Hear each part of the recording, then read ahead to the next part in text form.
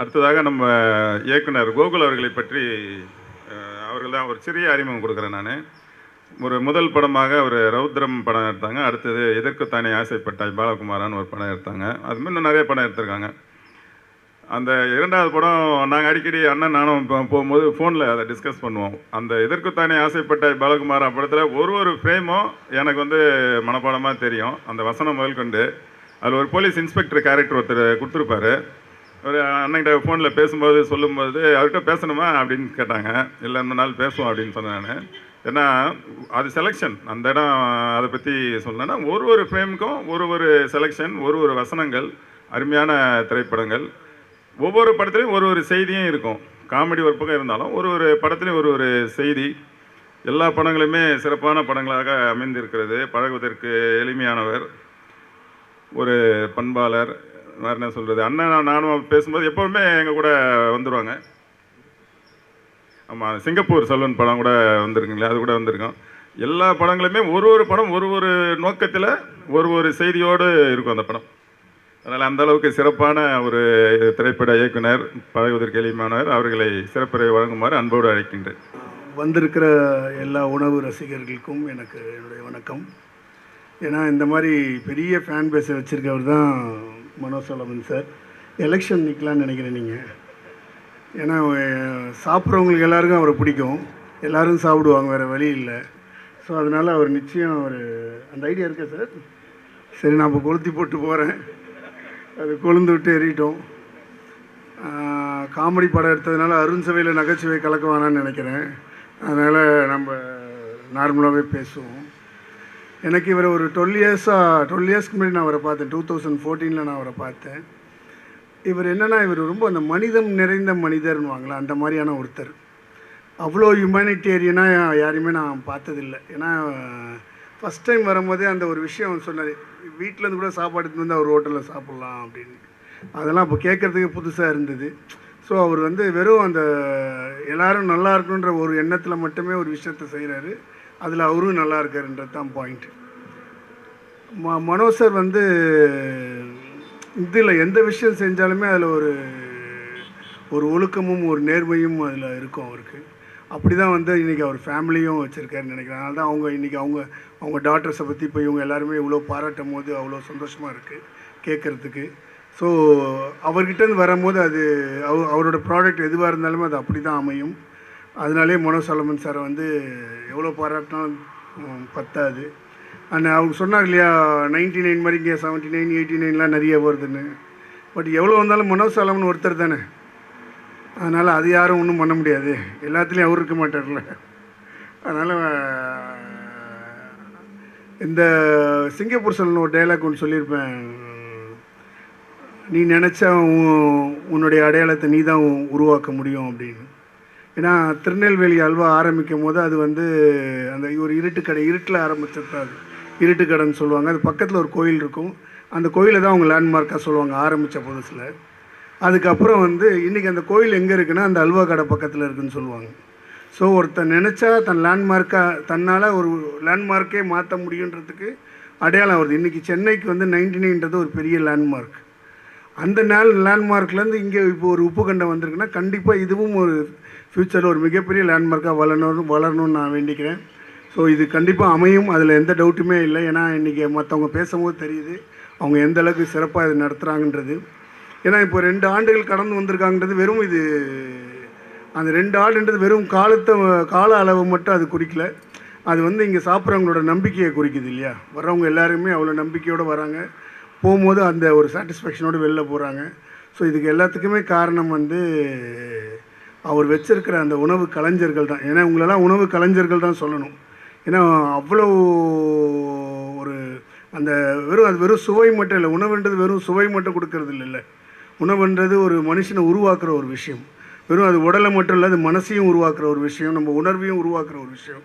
So அதை கொடுக்கறதுனால அதில் ஒரு க்ரியேட்டிவிட்டி இருக்கிறதுனாலே நீங்கள் எல்லாருமே படைப்பாளிகள் தான். ஸோ அதனால் நீங்கள் எல்லாருமே ஒரு கலைஞர்கள் தான். ஸோ அப்படிப்பட்ட ஒரு கலைஞர்களை தான் அவர் கூட வச்சுருக்காரு. இந்த இந்த இந்த கலைஞருக்கு வந்து என்ன சொல்கிறது, எவ்வளோ பாராட்டு சொன்னாலும் அது வந்து அது மிகையாகாது. அவர் மிகப்பெரிய உயரத்தை தொடணும். இன்னி இன்னும் எவ்வளோ பெரிய லேண்ட்மார்க்லாம் அவர் அச்சீவ் பண்ணி அந்த ஃப்ளைட்டு கூட ஏற்கனவே சொல்லியிருந்தார். இன்னும் ஃப்ளைட்டு ட்ரெயின் என்னென்னமோ வரப்போகுதுன்னு நினைக்கிறேன். பார்ப்போம். நிச்சயமாக அவர் பெரிய பெரிய விஷயங்களை க்ரியேட் பண்ணுவார். இந்த மாதிரி ஒரு முக்கியமான வேலையில் ஒரு ஃபங்க்ஷனில் என்னை அழைச்சி பேச வச்சதுக்கு ரொம்ப நன்றி சார். Thank you so much. ஒரு எல்லோருக்குமே வந்து இரண்டு முகம் உண்டு அப்படின்னு சொல்லுவாங்க. காயினோட 2 சைடு மாதிரி எல்லாருக்குமே வந்து 2 முகம்னு சொல்லுவாங்க. என்ன சொல்லுவாங்க, சொல்லும்போது என் இன்னொரு முகத்தை பார்க்கணுன்னு விரும்பாத அப்படின்னு சொல்லுவோம். ஆனால் இப்போ நான் அறிமுகப்படுத்தவரவங்க வந்து 2 முகத்தையும் காமிக்கக்கூடியவங்க. யார் அவங்க? ரேகா தான். ஒரு உட்காருங்க. ஒரு முகத்தில் பார்த்தீங்கன்னா அன்பு, அறிவு, ஆற்றல் இதெல்லாம் இருக்கும். இன்னொரு முகத்தில் என்ன இருக்கும்? கோபம், சமூகத்தின் மேல் உள்ள அக்கறை எல்லாமே இருக்கும். 2 முகத்தையும் ஒரு சேர நம்ம பார்க்க முடியும். ஒரு வித்தியாசமான ஒரு பண்பாளர். அவங்க வந்து சன் டிவியில் ஒரு 10 வருடம் பணியாற்றி இருக்கிறார்கள். அதே போல் பைபிள் ஒரு வசனம் உண்டு. உள்ளதை உள்ளதென்றும் இல்லதை இல்லதென்றும் கூறுவாயாக, மற்றதெல்லாம் தீங்குக்கு விளைவிக்கும் அப்படின்வாங்க. அதனால் அவங்க என்ன மனசில் பட்டதை அப்படியே சொல்லுவாங்க. உள்ளதை உள்ளதென்றும் இல்லதை இல்லதென்றும் அப்படியே சொல்லக்கூடிய ஒரு நபர் இங்கே வந்திருப்பது ஒரு தனி சிறப்பு. அவர்கள் இங்கே பண்புரை வழங்க வருமாறு அன்புடன் நினைக்கிறேன். அண்ணா அவர்களுக்கு வந்து பண்புரை கொடுத்துருக்காங்க, வழங்க வருமாறு அன்புடன் நினைக்கிறேன். நன்றி. உள்ளதை சொன்னால் மைக் ஆஃப் பண்ணிடுவாங்க, இல்லாததை சொன்னால் மனசாலமன் இது என்னடா புதுசாக இருக்குன்னு நினச்சிக்குவார். அடுப்படியை கடந்து படிப்பறிவு பெற்று விமானப்படி மிதித்து விண்வெளியில் பறக்க வேண்டும் என்ற கனவோடு ஒரு விண்வெளியை எல்லோரும் கடந்து செல்லும் பாதையில் உருவாக்கி அதில் உலகமே எதை கொடுத்தாலும் இன்னொன்று கிடைக்குமா என்கின்ற நிலையை தாண்டி போதும் என்ற ஒரு பொருள் உண்டெனில் உலகத்தில் அது ஒன்றே ஒன்று, உணவுதான். அதை உலகத்திற்கே இதில் யார் பயணித்தாலும் அவங்களுக்கு சாப்பிட்ணுன்னா 99ல் நிற்கணும், இல்லைன்னா உப்பு கண்டத்தில் நின்னே தான் ஆகணும். நீங்கள் வெஜ்ஜு சாப்பிட்டாலும் இங்கே தான் நிற்கணும், நான்வெஜ் சாப்பிட்டாலும் இங்கே தான் நிற்கணும். என்னை கடந்து எப்படி போய் விடுவாய் அப்படின்னு தன்னுடைய எதிரிக்கும் தன்னை வளர்த்தவர்களுக்கும் தனக்கு பாதை போட்டு கொடுத்தவர்களுக்கும் ஓர் முக்கியமான இடமாக இருக்கிறது. அதற்கு மனோவுக்கு என்னுடைய வாழ்த்துக்கள். அவருக்கு புத்தகம் வாசிக்க ரொம்ப பிடிக்கும் என்பதை அவருடைய கடைக்கு நான் போனப்போ புரிஞ்சுக்கிட்டேன். புத்தகம் வாசிக்கிறவங்களையும் பிடிக்கும் அப்படிங்கிறத இந்த மேடையின் மூலமாக நான் உணர்ந்து கொண்டேன். ஒரு அப்பா நல்லா கஷ்டப்பட்டு அவர் ஒரு பைலட் ஆகணும்னு ஆசைப்பட்டு பைலட்லாம் ஆகி எங்கேயோ ஃப்ளையிங் போய் ஒரு ரிட்டைர்மெண்ட் டைமில் வந்து உட்கார்ந்துருக்கலாம். தனக்கு இருக்கிற 2 பெண்களை சிங்கங்களாய் உருவாக்கி அந்த சிங்கங்களின் முகங்களிலே பண்புகளை புகுத்தி அவங்களுக்கு அஜித் வந்தாலும் வாங்க சார் வாங்க என்ன வேணும் அப்படின்னு கேட்பாங்க, ரேகா வந்தாலும் வாங்கக்கா வாங்க என்ன வேணும்னு கேட்பாங்க. அவர்களுக்கு தெரிந்தது அந்த புன்னகையோடு எல்லோரையும் வரவேற்கும் அந்த முகம், அந்த உணர்வு, அந்த பண்பெனப்படுவது யாதனில் அப்படின்னு கலித்தொகை தொடங்கினாலும் அதை முழுமையாக அந்த அன்போடும் பண்போடும் உப்புக்கண்டத்தில் பார்க்கலாம். எனக்கும் மனோவுக்குமான தொடர்பு ஒன்றே ஒன்று தான். நான் வரும்போது சாப்பிடுவேன், சாப்பிட்றதுக்கு இந்த வழியாக போனால் பவாக்கு தான் ஃபோன் பண்ணுவேன். பவா எனக்கு பசிக்குது எங்கே போகணும்னு கேட்பேன். உப்புக்கண்டம் போயிடு நான் சொல்லிடுறேன்னு சொல்லுவாங்க. அப்படி தான் எனக்கு முதல் முறையாக ஜெனியாவை பழக்கம் ஆச்சு. பவா சொன்னாருமாண்ணா அக்கா வாங்கன்னாங்க. அதுக்கப்புறம் இந்த வழியாக போனால் நான்வெஜ்னா இங்கே தான் இருப்பேன். அதன் மூலமாக தான் எனக்கு அவங்க அப்பாவே பழக்கம். நான் அப்படி தான் சொல்லுவேன், இது மனோவோட கடையா ஜெனியாவோட கடையா அப்படின்னா அது ஜெனியாவோட கடை தான். அதுக்கப்புறம் தான் மனோவோட கடையாக மாறினதாக நான் உணர்வேன். ஏன்னா இங்கே எப்போவுமே கல்யாணம் ஆயிடுச்சு, ஒரு குழந்தை இருக்குது, நம்மலாம் என்ன பண்ணுவோம், இவ்வளோ பெரிய ஆளோட பொண்ணு ஜாலியாக வீட்டில் ஏசியில் உட்காரலாம். ஆனால் நீங்கள் எத்தனை மணிக்கு இந்த கடை திறந்ததுலேருந்து மூடுற வரைக்கும் அந்த பொண்ணை இங்கே பார்க்கலாம். அக்காவாக இருக்க வாய்ப்பு இல்லை நிச்சயமாக. அதனால் கல்லால் உட்காந்துருப்பாங்கள்ல, கிடையாது. ஒவ்வொரு டேபிள்லேயும் வந்து பார்ப்பாங்க என்ன வேணும். கடை தொடங்கிட்டோம், கடை நல்லா தான் போகுது, நல்ல வருமானம் வருது, உட்காந்துக்கலாமே, காசு அண்ணலாமே. இல்லை, வரக்கூடியவர்கள் யாரென்றும் அவர்களுடைய பின்னணி என்னவென்றும் அவர்கள் எங்கே படித்தார்கள், என்ன படித்தார்கள், எப்படிப்பட்ட பண்பாளர்கள் என்பதை தேடுவதிலும் ஜெனினியா வந்து ரொம்ப முக்கியமான இடத்துல இருக்காங்க. அதனுடைய ஆரம்பமெல்லாம் மனோகிட்ட இருந்து வந்தாலும் டீச்சர் புள்ள எப்போவுமே மக்குன்னு சொல்லுவாங்கள்ல. மனோவின் 2 மகள்களும் அதி புத்திசாலிகள், அதி திறமைசாலிகள் அப்படிங்கிறது நான் கண்ணால் பார்த்தது. பவாலாம் வாரத்துக்கு ஒரு 4 வாட்டி இங்கே வருவாருன்னு நினைக்கிறேன். அதாவது சென்னையில் பதிப்பகங்களின் வரிசையில் சமீபத்தில் ஒரு ஊடகம் வெளியிட்டிருக்கிறது, டிஸ்கவரி வந்து ரொம்ப முக்கியமான இடத்தில் இருக்குன்னு. அந்த டிஸ்கவரி இப்போ தான் பழக்கம்னு சொன்னார்ல, இங்கே குத்தகைக்கு இடமே வாங்கி போட்டார். அந்த அளவுக்கு படிப்பின் மீதும் புத்தகங்களின் மீதும் ஆர்வமும் காதலும் இருப்பதால் செவிக்கு உணவில்லையெனில் அதான் அதுவும் வேணும் இதுவும் வேணும்.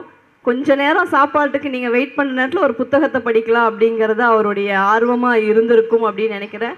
அந்த வகையில் நான் நல்லா சாப்பிடுவேன், நான்வெஜ் ரொம்ப நல்லா சாப்பிடுவேன், ரசித்து ருசித்து சாப்பிடுவேன். அதனால் இந்த கடைக்கு அதுவும் இல்லாமல் மரபுசார் அப்படிங்கிறது இங்கே பாருங்கள், அந்த மாதிரி எதெல்லாம் மரபோடு இருக்கிறதோ, எந்த மனிதர்கள்லாம் மரபை பின்பற்றுகிறார்களோ அவர்களை எனக்கு ரொம்ப பிடிக்கும்.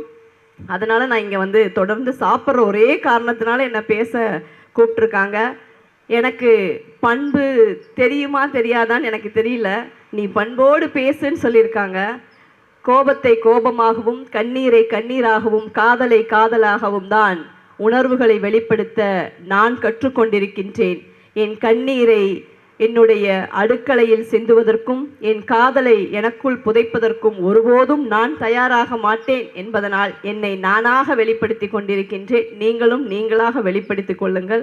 அதே மாதிரி ஒரு சின்ன விஷயத்தை, ஒரு முதலாளிக்கும் தொழிலாளிக்கும் நிறைய பந்தங்கள் எல்லாம் இருக்காது. இன்றைக்கு இருக்கக்கூடிய நிறுவனங்களில் ஐடி கம்பெனியில் மாதிரி இருக்கிறவங்க சாயங்காலம் ஆனால் அல்லது ஏதாவது ஒரு மீட்டிங்கில் ஒரு கெட் டுகெதர் வச்சு சரக்கடிச்சு நான் தான் உன்னோட ஓனரு, நான் தான் உன்னோட சிஓ, நான் தான் உன்னோட ஹெச்ஆர் இப்படிலாம் பேசுவாங்க. ஆனால் நம்மை போல இந்த மாதிரி உணவு நிறுவனங்களில் எல்லாம் அதற்கான வாய்ப்புகள் கிடையாது. ஆனால் உங்களை அவர் டூர் கூட்டிகிட்டு போகிறாரு. சமீபத்தில் எந்த டூர் போனாலும் என் குழந்தைகளோடு என் நண்பர்களோடு எங்கேயுமே அவர் என்னுடைய தொழிலாளிகளோடுன்னு போட்டதே இல்லை. ஏன்னா ஐ ஆம் த ஃபர்ஸ்ட் எம்ப்ளாயி அப்படின்னு சொல்லி தான் அவரை தன்னை அறிமுகப்படுத்தி கொள்வார். ஏன் சார் இந்த பேட்ச் இருக்கு? ஆமாம், நான் தான் முதல் வேலைக்காரன், நான் எடுத்ததுக்கப்புறம் தானே அப்படின்னு சொல்லுவாங்க. அதனால் எப்போது உங்களுடைய நிறுவனமாக எந்த ஒருவனும் இந்த கடையிலேருந்து கூட நீங்கள் வேலையை விட்டு போகலாம், வேற எங்கேயாவது வேலைக்கு போகலாம். ஆனால் எந்த நிறுவனத்திற்கு போனாலும் எந்த இடத்திற்கு போனாலும் இது என் வீடு, என் நிறுவனம், என் வேலை நீங்கள் நினைக்கிற வரைக்கும் அதில் நீங்களும் ஒரு முதலாளி அப்படிங்கிறத தெரிஞ்சுக்கிட்டிங்கனாலே அவங்களுக்கும் நீங்கள் சப்போர்ட்டாக இருப்பீங்க, உங்களுக்கும் அவங்க சப்போர்ட்டாக இருப்பாங்க.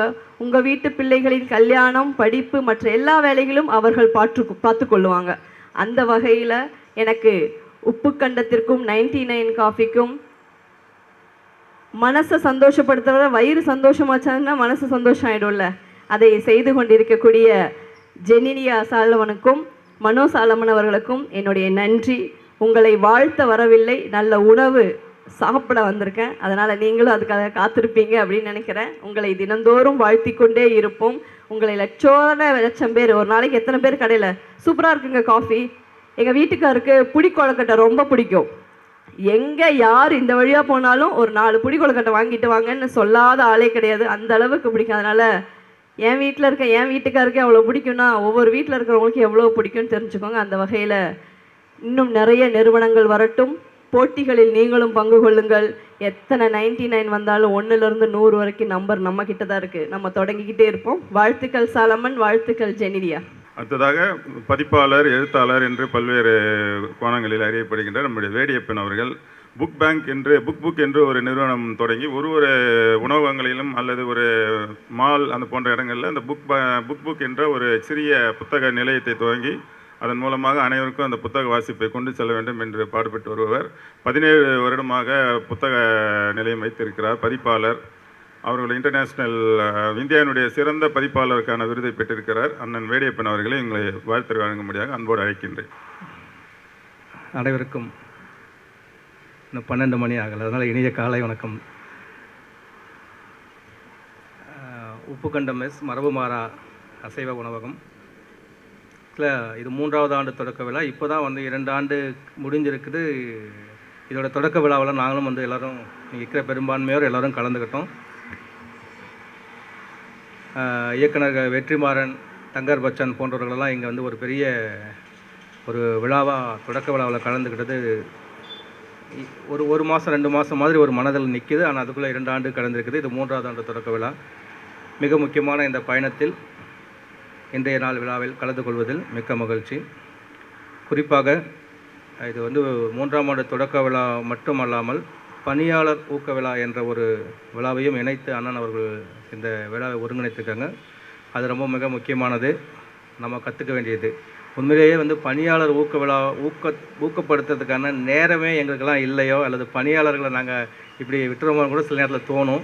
இந்த மாதிரி பார்க்கும்போது அப்போ நம்மளும் போயிட்டு நம்ம பணியாளர்களுக்கெல்லாம் ஒரு விருந்து வச்சிடலாம், இல்லை அவங்களோட சேர்ந்து ஏதாவது ஒரு கொண்டாட்டம், ஒரு நிகழ்வு, ஒரு சந்திப்பை உருவாக்கணும் அப்படிங்கிற ஒரு உற்சாகத்தை கொடுக்கறது வந்து அண்ணன். கொஞ்ச நாளைக்கு முன்னாடி தான் அவருடைய முகநூல்லாம் போட்டிருந்தார். பணியாளர்கள்லாம் கூட்டிகிட்டு நாங்கள் வந்து டூர் போனதெல்லாம் வந்து போட்டிருந்தாங்க. அது ரொம்ப மகிழ்ச்சி. இது போன்ற ஒரு உற்சாகமான ஒரு உறவு, ஒரு அன்பு பிணைப்பு தான் வந்து அவருடைய வெற்றிக்கான முக்கியமான காரணம் அப்படின்னு நான் நம்புகிறேன். பணியாளர்களோடையும் தொடர்ந்து அந்த உறவை பேணி காப்பதிலையும் அவருடைய வளர்ச்சி இருக்குதுன்னு நான் நம்புகிறேன். குறிப்பாக இந்த 2 ஆண்டுக்கு முன்னாடி வரும்போதும் நம்ம எனக்கு இருக்கிற மாதிரி ஒரு சிம்பிளாக கொஞ்சம் ஒரு சாதாரணமாக ஒரு அவர் அண்ணனோட அழைப்பின் பேரில் வந்து போனோம். ஆனால் இந்த 2 ஆண்டில் எனக்கும் அண்ணன் மனோஜ் சாலமன் அவர்களுக்கும் அவங்களுடைய குடும்பத்தை சார்ந்தவர்களுக்குமான ஒரு பிணைப்பு வந்து மிக அதிகம். குறிப்பாக வந்து சொல்லணும்னா, நீங்கள் 99 கிலோமீட்டர்ஸ் காஃபி ஷாப் இந்த கடைசியாக இருக்குது இல்லைங்களா, மனோஜ் பவன் பக்கத்தில், அங்கே வந்து நம்ம புக் அப்படிங்கிற ஒரு புத்தக கடையை திறந்துருக்கோம். அப்போது வந்து இங்கே அந்த விழாவுக்கு வந்துட்டு போனதுடைய ஒரு தொடக்கம் தான் இங்கே வைக்கலாம் அப்படிங்கிற முடிவு. ஏன்னா கடந்த 4-5 ஆண்டுகளாக அது ஒரு மைண்டில் அது வந்து ஓடிக்கிட்டே இருந்த ஒரு ப்ராஜெக்ட்டு. அந்த ப்ராஜெக்டை வந்து இங்கே வந்து பண்ணலாம் அப்படின்னு சொல்கிறதுக்கான ஒரு தொடக்கமாக வந்து இதை உப்புக்கண்ட மெஸ்ஸோட தொடக்க விழா அமைஞ்சது. அந்த 2 ஆண்டுக்குள்ளே வந்து அதை வந்து அந்த சிந்தனைக்கு வந்து ஒரு வடிவம் கொடுத்து அந்த வடிவத்தை கொண்டு வந்து நாங்கள் வந்து ஒரு தொடங்கி வச்சுருக்கோம். அது வந்து எங்களுக்கு ஒரு சிறந்த ஒரு உற்சாகமாகவும் சிறந்த தொடக்கமாகவும் அமைஞ்சிருக்குது. விரைவில் வந்து அதை நாங்கள் வந்து தமிழ்நாடு முழுக்க கொண்டு போகிறதுக்கான ஒரு திட்டத்தை வந்து வடிவமைத்து அதுக்கான வேலைகளை தொடங்கியிருக்கிறோம். ஸோ அந்த வகையிலும் வந்து இந்த நாள் மிக முக்கியமான நாள், இந்த இடம் மிக முக்கியமான இடம் அப்படின்னு சொல்லிட்டு நான் இந்த இடத்துல நான் நினைவுபடுத்திக்கிறேன். அண்ணனை பொறுத்த வரைக்கும் நான் வந்து ஒரு வெறும் வாழ்த்து தான் இது. இருந்தாலும் கூட அவரை பற்றி சில வார்த்தைகள் நமக்கு வர்றதை சொல்லிடணும், இந்த மேடையை பயன்படுத்தணும்னு நினைக்கிறேன். ஏன்னா சிறந்த பேச்சாளர்கள் வந்து இன்னும் இருக்கிறாங்க. அண்ணன் ரேகா அவர்கள்லாம் இருக்கிறாங்க, நம்ம கேப்டன் பவாவெல்லாம் இருக்கிறாங்க. அவங்கெல்லாம் வந்து சிறப்பாக பேசுவாங்க. நாங்கள் வந்து ஒரு தொடக்கமாக வந்து ஒரு சில வாழ்த்துக்களை மட்டும் நாங்கள் சொல்லிடுறோம். இப்போ வந்து நான் வந்து எப்படி ஒரு புக் ஷாப்பு அதை ஒட்டி ஏதோ ஒன்று ஓடிக்கிட்டே இருக்கும். அது லாபம் நட்டம் அல்லது வந்து பிஸ்னஸ் அப்படிங்கிறதெல்லாம் ஒரு பக்கம் இருந்தாலும் கூட அதுக்குள்ளே ஏதாவது புதுசாக இன்னும் ஏதாவது பண்ணலாமா, இன்னும் எப்படியாவது வாசகர்களை ரீச் பண்ணலாமா அப்படிலாம் நாங்கள் நினச்சிக்கிட்டே இருக்கிற மாதிரி அண்ணன் வந்து இந்த பிஸ்னஸில் வந்து நீங்கள் அங்கே போய் பார்த்தீங்கன்னா நம்ம 99 காஃபி ஷாப் பின்னாடி பார்த்தீங்கன்னா அவர் வந்து ஒரு ஃப்ளைட் இறக்கி வச்சுருக்காரு. திடீர்னு பார்த்தா ஒரு நாள் அந்த மேலே இருந்து பார்க்கும்போது பார்த்தா ஃப்ளைட் நிற்குது, என்னன்னு சொல்லி கேட்டால் அதுக்கப்புறம் தான் சொல்கிறாரு, இல்லை அடுத்தது வந்து இது வந்து ஒரு டீம் ப்ராஜெக்ட்டு, ஃப்ளைட்டுக்குள்ளே நான் வந்து ஹோட்டல் வந்து கொண்டு போகிறேன்னு சொல்லிட்டு போயிட்டு நாங்கள் போய் பார்த்தோம். ரொம்ப அற்புதமான ஒரு கான்செப்ட் அது. அநேகமாக தமிழ்நாட்டில் ஃபஸ்ட் டைம் நினைக்கிறேன், தெரில வேறு எங்கேயாவது இருக்குதான்னு சொல்லிட்டு. ஸோ அப்படி ஒரு செய்கிற தன்னுடைய அந்த பிஸ்னஸில் வந்து புதுசான சிந்தனைகளை நான் வாசகர்னு சொல்கிறேன், ஒரு வாடிக்கையாளர்கள் அது வந்து கஸ்டமர்னு சொல்லுவார்னு நினைக்கிறேன். ஸோ அவங்கள வந்து அவங்கள கவர்றதுக்கு புதிய சிந்தனைகளோடு கொண்டு போகிறது வந்து எனக்கும் வந்து ஒரு பெரிய ஊக்கமாக இருக்குது. ஸோ அங்கே வந்து ஒரு பெரிய வணிக வளாகத்தாகவே அவர் வந்து அந்த ஃப்ளைட்டு கான்செப்டில் வந்து ஒரு வணிக வளாகமே அவர் வந்து திட்டமிட்டிருக்காரு. அது எங்களுக்கு வந்து அதை நாங்கள் ஆவலோடு எதிர்பார்த்துருக்குறோம். எப்படி இருக்குமோ அதை வந்து அதில் நம்மளும் கலந்துக்கலாம், அதில் எப்படி பங்கெடுக்கலாம் அப்படிங்கிற மாதிரி ஒரு ஆவலோடு வந்து அதை நாங்கள் எதிர்பார்த்துருக்குறோம். ஸோ இப்படி எல்லா வகையிலும் ஒரு ஊக்கமாகவும் முன்மாதிரியாகவும் எங்களுக்கு இருக்கிறது அண்ணன் மனோஜ் சாலமன் அவர்கள். உண்மையை சொன்னால் அவர் சொல்லுவாங்கள்ல, ஒரு சில பஸ்ஸு போகும்போது சொல்லலாம், இது வந்து நெடுஞ்சாலையின் வீரன் அப்படின்னு சொல்கிறாங்களா, அந்த மாதிரி அவரை நான் பார்க்குறேன். இந்த நெடுஞ்சாலை பயணத்துக்கு இடையில் இந்த பிஸ்னஸில் வந்து அவர் வந்து ஒரு வீரன் மாதிரி தான். அவர் ஏற்கனவே இராணுவத்தில் பணியாற்றிருக்காரு, அவருக்கு தெரியும். ஏன்னா இது வந்து நான் வந்து இந்த 2 வருடத்துலேயே இந்த இடங்கள் அதிகமாக பார்த்தாலும் மாறி இருக்குது. திடீர்னு பார்த்தா புதிய புதிய ஹோட்டல்ஸ் பெருசாக இருக்குது. ரொம்ப சின்னதெல்லாம் இல்லை, ஏதோ பெட்டி கடை மாதிரி அப்படிலாம் இல்லை. பெரிய பெரிய ஹோட்டல்ஸ், அதோ புதிய புதிய நிறுவனங்கள் திடீர்னு பார்த்தா என்னென்னவோ நடந்துருது. இதுக்கு இடையில வந்து 99 அவர் ஒரு பேர் வச்சார். அதுக்கப்புறம் அது 89, 79, 69 வந்துக்கிட்டே இருக்குது. ஸோ இதெல்லாம் வந்து ஒரு பெரிய போட்டி தான் இல்லை, ஒரு தொழிலில் வந்து ஒரு சிந்தனையை வந்து அதை அப்படியே பரவலாக்கி அதை வந்து தாங்களும் பங்கெடுத்துக்கிற மாதிரியான ஒரு காலகட்டம் இது. அதில் வந்து போட்டி போட்டு அல்லது வந்து அது போட்டி போட்டு கூட சொல்லக்கூடாது. அதை பற்றி அவர் கேட்டேன் நான். அவர் ஒன்றும் கவலைப்படுற மாதிரி தெரியல. அது வரதான் செய்வாங்க, அது ஒன்றும் பண்ண முடியாது. நம்ம தனித்துவமாக இருந்தால் நம்ம எப்போவுமே ஜெயிச்சிடலாம் அப்படின்னு சொல்லுவார்.